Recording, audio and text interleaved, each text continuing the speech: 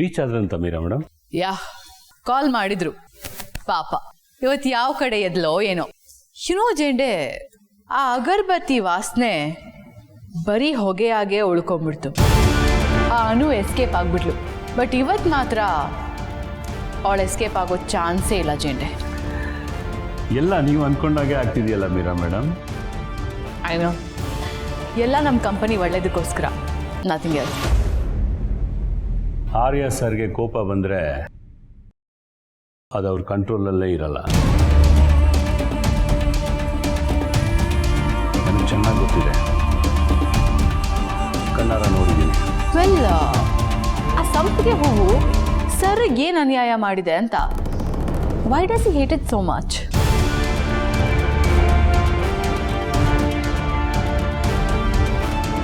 ಅದು ನಿಗೂಢ, ನನಗೂ ಸರಿಯಾಗಿ ಗೊತ್ತಿಲ್ಲ. ಆದರೆ ಹಿಂದೆ ಒಂದ್ಸಲ ಬಾಸ್ ಸಂಪಿಗೆ ಹೂ ನೋಡಿ 1 ವಾರ ಆಫೀಸಿಗೆ ಬಂದಿರಲಿಲ್ಲ, ಅಷ್ಟು ಕೋಪ ಇತ್ತು. ಓ, ಹಾಗಾದರೆ ಇವತ್ತು ಆ ಸಂಪಿಗೆ ಹೂವಿನ ಸುನಾಮಿ ಆನೂನ ಕೊಚ್ಕೊಂಡು ಹೋಗೋದು ಗ್ಯಾರಂಟಿ. ಆದರೆ ಮೀರಾ ಮೇಡಮ್, ಸಂಪಿಗೆ ಪರಿಮಳ ಈ ಫೈಲ್ಗೂ ಅಂಟ್ಕೊಂಡಿದೆ. ಇವತ್ತು ನಮ್ಮ ಬಾಸ್ ಮನಸ್ಸು ಒಂಥರ ಬೆಂಗಳೂರು ವೆದರ್ ಇದ್ದ ಹಾಗೆ, ಯಾವಾಗ ಹೇಗಿರ್ತಾರೋ ಅನ್ನೋದೇ ಗೊತ್ತಾಗಲ್ಲ. ನೀವು ಹೇಳಿದ್ರಲ್ಲ ಸುನಾಮಿ ಅಂತ, ಅದು ನಿಮ್ಮ ಕಡೆನೇ ತಿರುಗಿಬಿಟ್ರೆ? ಜೇಂಡೆ ಗೊತ್ತಿಲ್ಲ.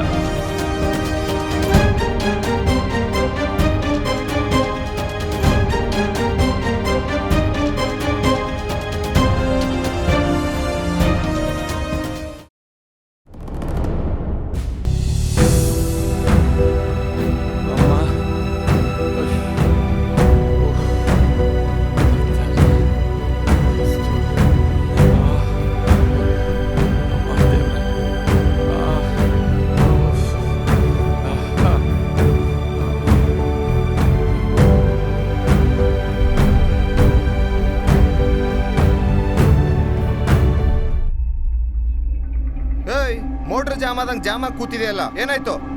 1-2 ನಿಮಿಷ ಸುಮ್ಕಿರಣ, ತುಂಬಾ ಸುಸ್ತಾಗ್ತಾ ಇದೆ, ಸ್ವಲ್ಪ ರೆಸ್ಟ್ ತಗೋತೀನಿ. ಸುಸ್ತು 2 ನಿಮಿಷ ರೆಸ್ಟ್ ಇಲ್ಲೆಲ್ಲ ನಡೆಯೋದಿಲ್ಲ. ನೀನು ಈಗ ಕೂತ್ಕೊಂಡಿರೋದನ್ನ ಮ್ಯಾನೇಜರ್ ಏನಾದ್ರು ನೋಡಿದ್ರೆ ಕೆಟ್ಟದಾಗ ಬೈತಾರೆ.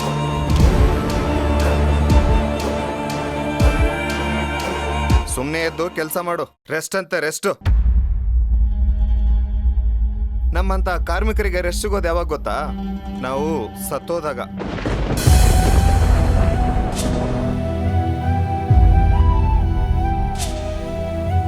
ಯೋಯ್ ಎದ್ದೇಳೆಯ, ಇಲ್ಲಾಂದ್ರೆ ಓಸಿಲಿ ಓಟಿ ಮಾಡಿಸ್ಕೋತಾರೆ.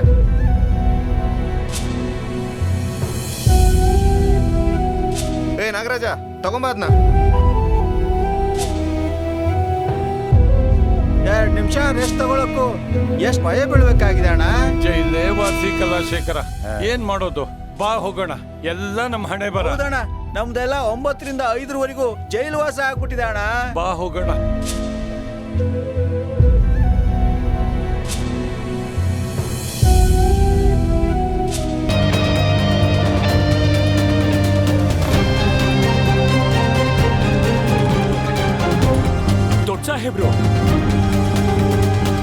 ದೊಡ್ಡ ಸಾಹೇಬ್ರು ಕಣೋ, ನಮ್ಗೆಲ್ಲ ಅನ್ನ ಕೊಡೋ ಧಣಿ.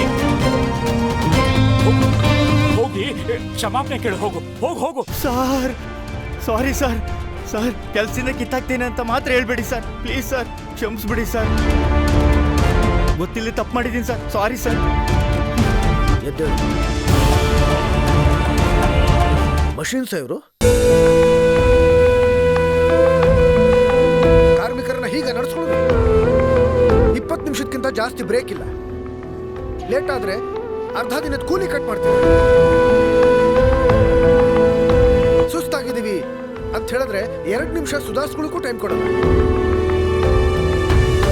ಸಂಬಳ ಕಟ್ ಮಾಡ್ತೀವಿ, ಕೆಲಸದಿಂದ ತೆಗೆದು ಹಾಕ್ತೀವಿ ಅಂತ ಭಯ ಪಡಿಸಿ ಓಟಿನೂ ಫ್ರೀ ಆಗಿ ಮಾಡಿಸ್ಕೊತೀರ.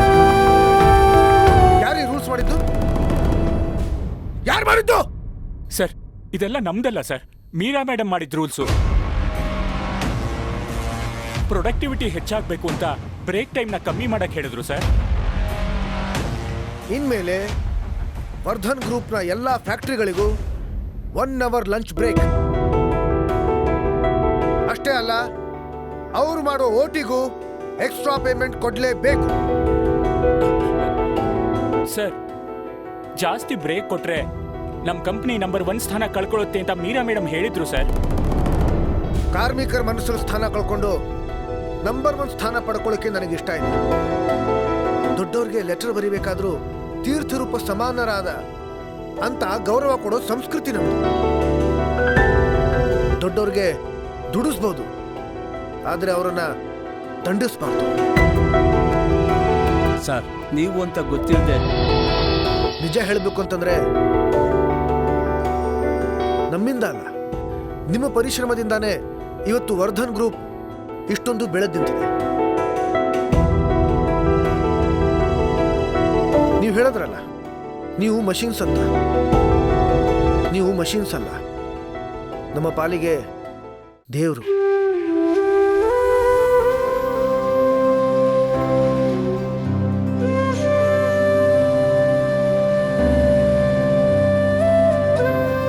ಸರ್, ರಾಜ ಮತ್ತೆ ಮಾರುವೇಷದಲ್ಲಿ ಬಂದಂಗಾಯ್ತು.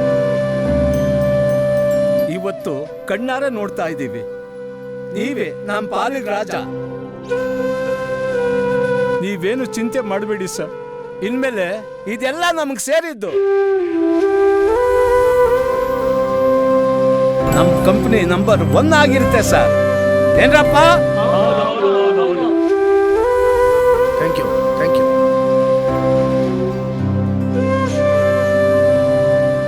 ನೀವೆಲ್ಲ ಊಟ ಮಾಡ್ಕೊಳ್ಳಿ, ಊಟ ಮಾಡ್ಕೊಳ್ಳಿ.